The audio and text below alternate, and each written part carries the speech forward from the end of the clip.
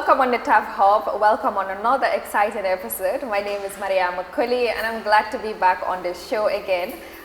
Today, unfortunately, the main host himself, Mr. Gai, is not on the show with us. He's on a business trip, like we know. He's a big man out there doing great things. But we are here on the show to continue what we've started with you, all our wonderful audience. And today I am really excited and happy to have a young woman on our show as guest. And over the past few years, if you're a Gambian, you've seen her grow, because we've seen her journey as a media personal, growing up within the media, and now basically representing Gambia in another country and doing amazingly well. And we're really proud of her. And today we're here to celebrate her work and also for her to share her journey with us. Awa Gai, welcome on the TAF Hub. Really happy to have you here. And she's basically my sister. Yes. We grew up together in Brikama. And I am probably one of the lucky people who saw her grow from school until where she is today. And I'm really proud of you. Welcome on the TAF Hub. How are you? Thank you very much, Mariam. It's a pleasure to be here, especially sharing a platform with you. You're my sister. We went to the same school, of course. You seniored me about two years, yes. And now she's making me old. But actually, you've started the journey, because I remember we were all in the same association, the peer health, the lend a hand, the CA, so many things that we did together. I think those are some of the things that really made us, because as much as you're proud of me, I'm proud of you too, because we all knew, both of us knew where we started from, from very humble backgrounds, and today, alhamdulillah, we are where we are. Yes, mashallah. Thank you so much, Awa. And I know for people who don't know you, can you briefly just introduce yourself and your experience over the past few years, what you do? My name is Awa Gai, of course, I think you know. I am Muri Gambian. I'll break it down. My mom is half Mauritanian, half Gambian, because her parents are Mauritanians, and my dad is Senegalese, and I am a very proud Gambian. I went to school here, grew up here, and literally my childhood, everything is Gambia until I left to join the other country, Senegal, because I'm working there, but I was married there. Okay. Yeah. So she's single and available late, guys. Oh my God. This is something that I never wanted to say. Okay, but you're disclosing it on your father's platform. Yes, this is Mr. Njai's platform, so we're good. Yeah. Yes. And I'm sure Mr. Njai will do a good job in finding you a good husband, inshallah. Suma maye what do I say? You're in safe hands. Why Awa wax ñu tuuti rek ci sa liggéey ban façon liggéey ngay def ak kañ nga ko door? Liggéey bi may def is the media. A media personality. It's not a surprise to you and people that see me grow. Being a TV personality, being in the media, television is something loo xamante ni dafa yàgg si man, foog naa ne is a talent boo xamante ne Yàlla moo ko def si man naturally. So I think I cannot do anything else apart from being on TV or socializing, interacting with people, being the voice of the voiceless. That is me. So basically this is my work and I'm so proud of it. I started, actually I started when I was about 17 going 19. I remember I got married at a very early age 16. I was at school and I got a call. They were like, oh, da ngay sey gannaaw suba. I'm like, man kan moo may takk? I was that younger girl. Kan moo may takk? And they're like, oh, somebody, and I was like, I think I met him. I called my girls, I'm getting married. They're like, to who? I said, I don't know. So basically it was... So you were up for it? No. You didn't feel bad that you were being married off to someone you don't know? I was sarcastic about it. That's Awa. She's never serious about anything. Even to that extent, you didn't take it serious. No. Put man kan mo may taka at the age of 16. I'm man just start high school. Kan mo may taka, I was just so young to, all I was thinking about is xam nga rek, at jarul sax may wax. So Lulu happened, and I thank God it happened. You know, on the other hand, I'm not kale lubari. It has so many obstacles, but at the end of the day, I thank God it happened because it made me strong. It made me get to this level because I said to myself, okay, I got married age 16. Before 17, I left that marriage. I had to come back to the Gambia, and I had to go back to school. I had to do my private WAEC examinations. But I had to pay for myself. I had to buy some things, collect here and there, because my mom could not afford it. So I was literally selling some clothes, you know, selling some stuff so I could pay my school and at least achieve something for me, because dama musa bañ gàcce. So Lulu was like a gotcha for me, because I remember my naked presentation. I was among the most known students in Brikama, you know. So Lulu, waruta wacha, it has to be up there. And everybody used to see me as she would not make it in life. And along the way, I got married. I'm like, no, this is not gonna stop me. I have to be somebody. So literally, Lulu will motivate. And that is how I started, you know, Mariam. And yeah.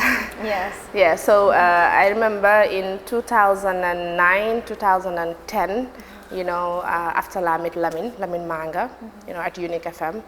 So I started the liggéey with Queenie, of course. So Queenie trained me together at Lamin.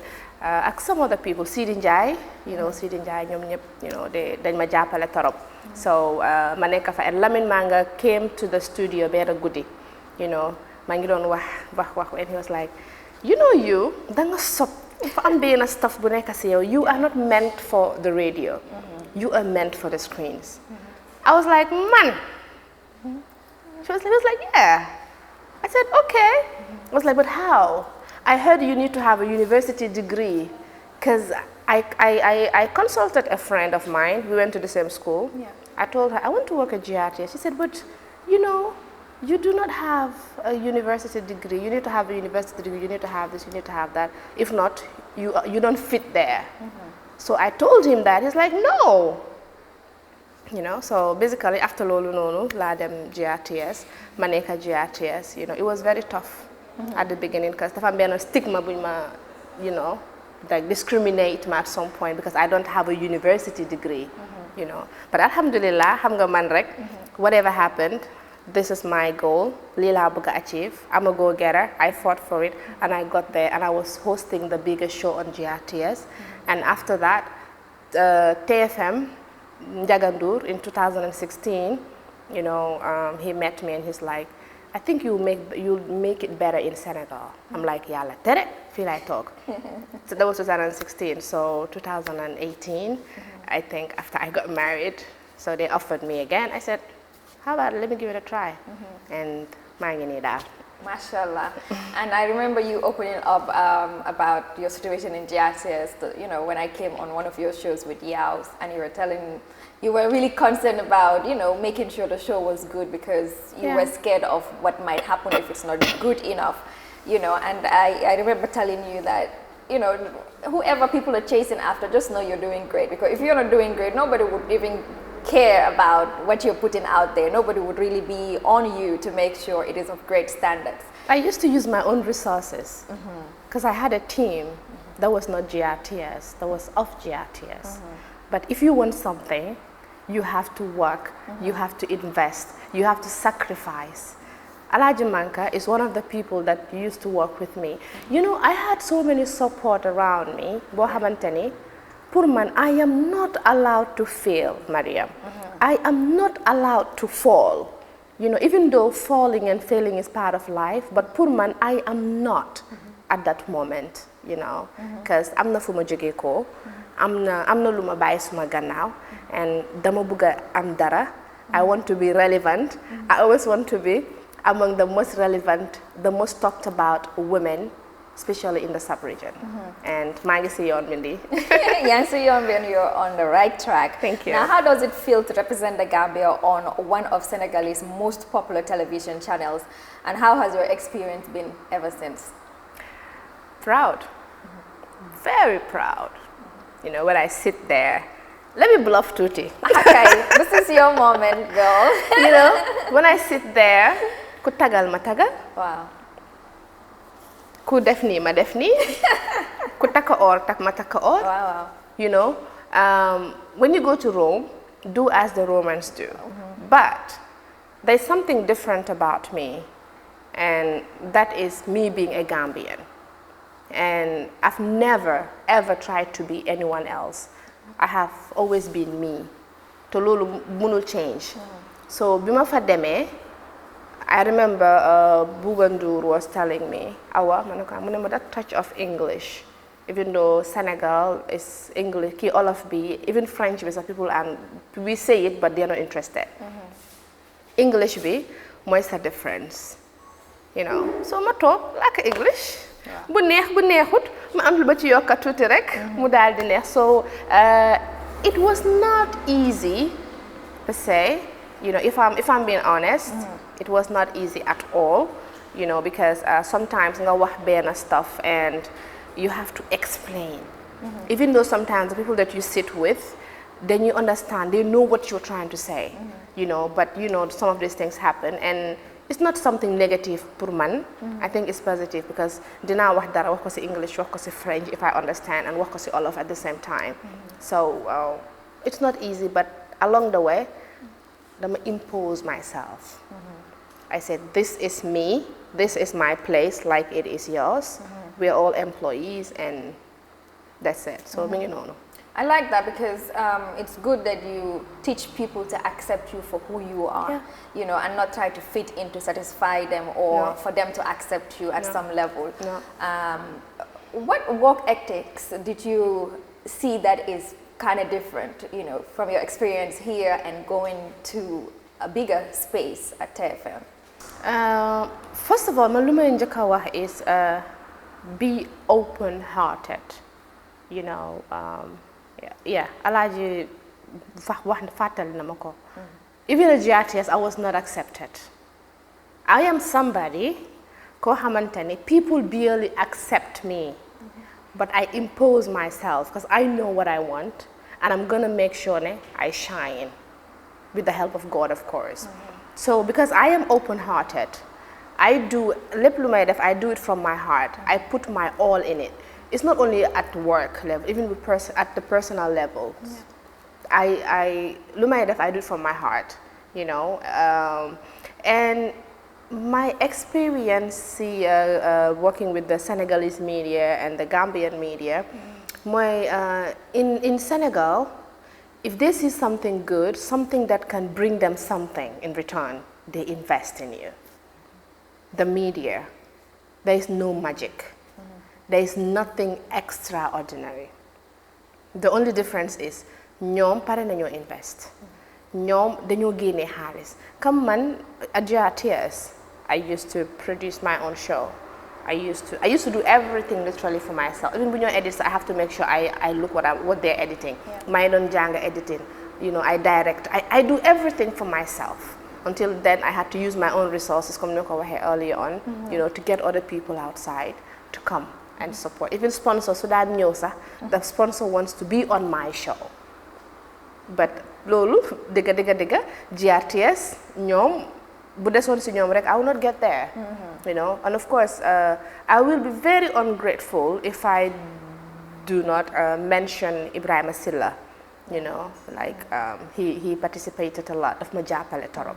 Mamadou Sabali, you know, ñom jàppale nañ because ñom nekkoon nañ fofu and they saw man fi ma bëgg a dem, but Ibrahima Silla was just an exceptional person to me at that level.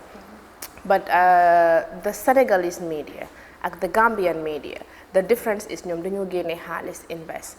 Man as a presenter in Senegal, all I do is sañse bam nice. Even the sañse, they do everything for me. My nails, I don't spend a dime literally on me. Luma sol, everything. Everything is given to me.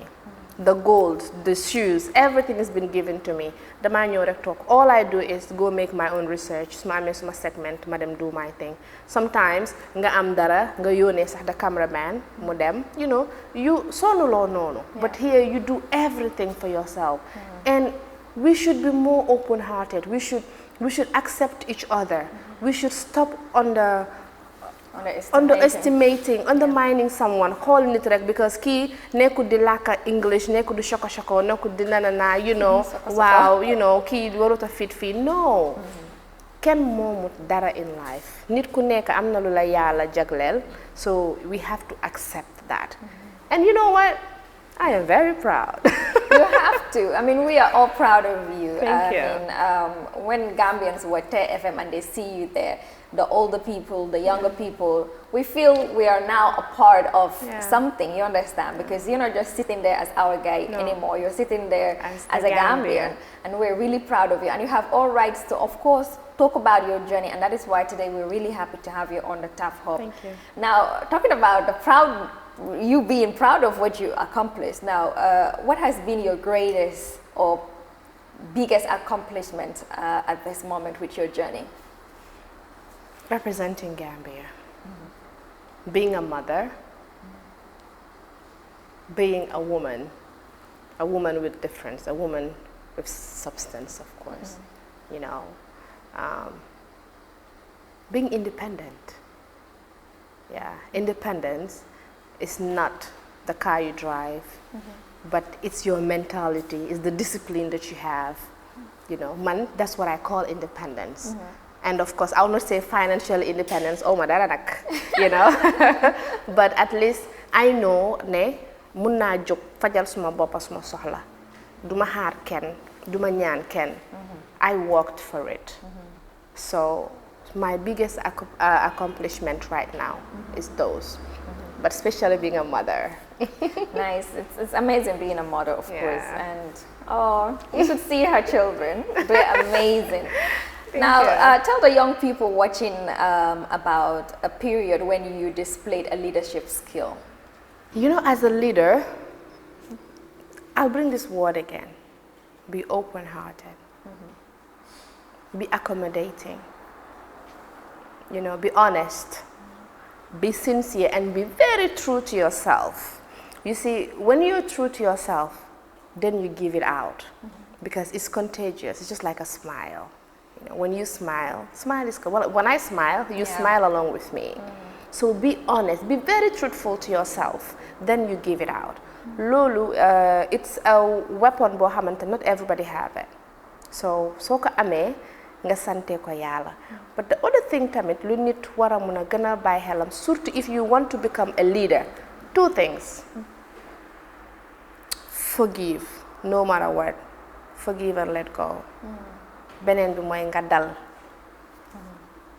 Yeah. I remember when I was young, dama parah. But ak luma parah, I'm never serious about anything up there, but I know what I want, and I am very focused on what I want to achieve. So basically, as a leader, danga wara dal. Now that is very important, especially the part of forgiving. Yeah. Now, so many people think forgiveness is for the person that offends you, but it's for yourself. It's a step towards healing, and it's a step towards growth as well. So I think it's very important, whatever that you're going through, no matter how difficult it is, just forgive and let go and see how well you're going to do yourself and how much peace you're going to have, you know, and especially with your mental health. And be very humble, Mariam. It's important. You know, in Senegal, I barely go out. If I go somewhere, I don't want to be noticed. The truth is, I don't want to be known. I envy those that people don't know and they're living their lives. But at the same time, Tamit, I don't want to be known. Dunduma, the celebrity. Dunduma, I'm not living the life of, oh, she's a public figure, she's a Nina, Nana. I still go to the market. You know, my colleagues, some of them would not. I go to the market, I go do my thing, whatever mu bëgg def dama koy def, dox ci mbedd bi def dem jënd fa jaay. I still love fa jaay. Sometimes nga am see you nice, you know. So be humble. You know, aduna amul solo. Loo fi gis day jeex. And benn star moo am. Is this. The screen. It's the only star. We are not. Screen bi rek because yo TAF Hub bi bu rombé benen moy ñëw di. Wow. Yeah, so this is it. But what qualities do you think a TV presenter should have in order for them to be, you know, like you, like to stand out, to be unique? Never be judgmental. Live a free mind.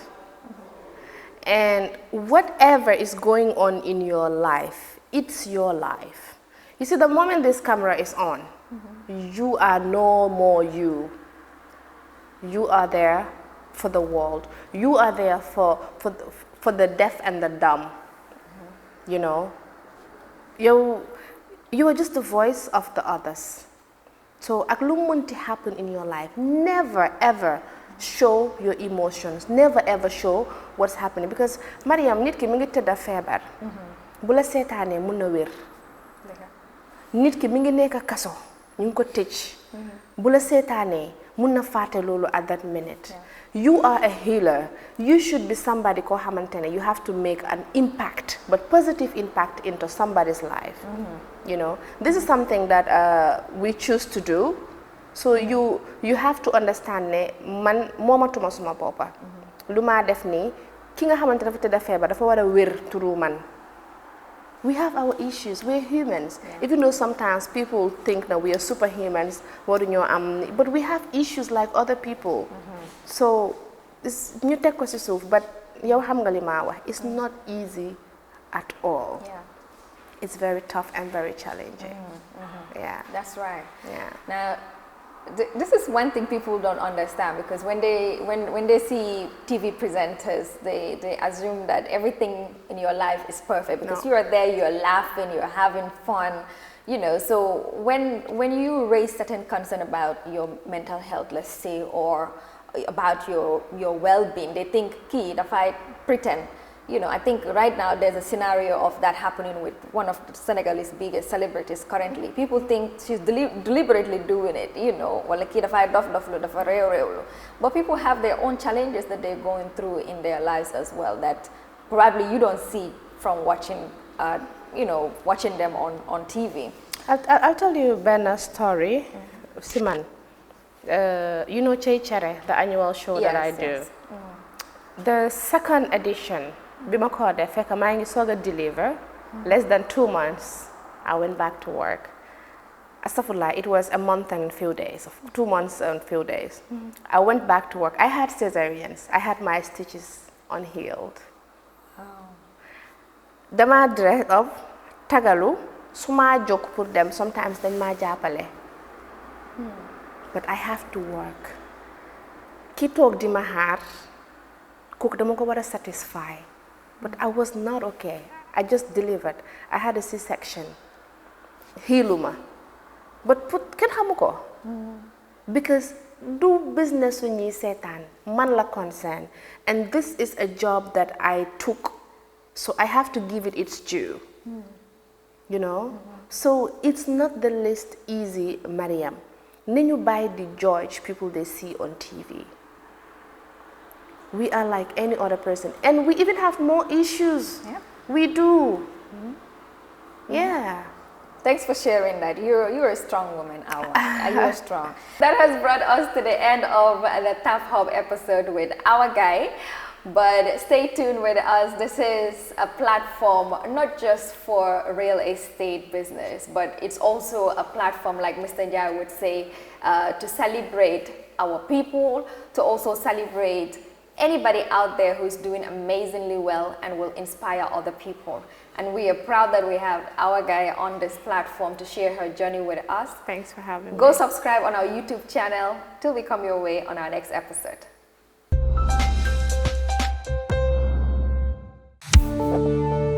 TAF Africa Global brings you state-of-the-art commercial and retail spaces available for rent at Madiba Mall, located at the Bruford Gardens Estate. Our commercial spaces comes with facilities such as 24-hour security, standby backup generator, air conditioning, shared conference room, and personal cash pour meters. If you are looking for a spacious and suitable business environment, look no further.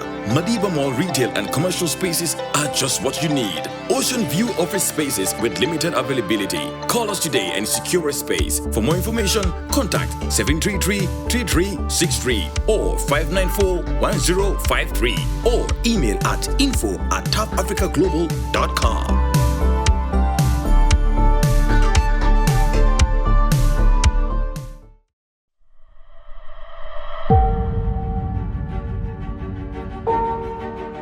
Imagine owning a home or service plot,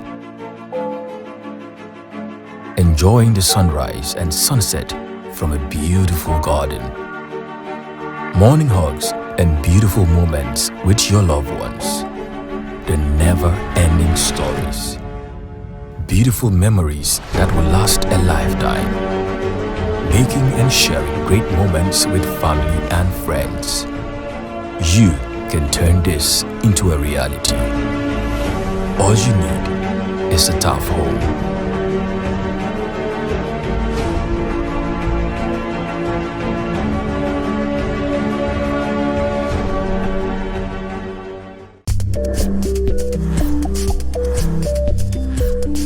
Do you want an affordable yet exquisite home or a service plot from TAF but do not know how to go about it? Worry no more. Let me walk you through the process. 1. Book a viewing with us. 2. Agree on a payment plan you are comfortable with. 3. Fill out a reservation form. 4. Take your time to review, ask questions, and when satisfied, you can proceed by signing our sale agreement. And 5. Pay a deposit and sale is confirmed. From there, you can walk into your home and enjoy the real TAF experience, or still be a proud owner of a service plot from us. It's that simple. Book a viewing today. For more information, please call 376-2333 or 776-2333.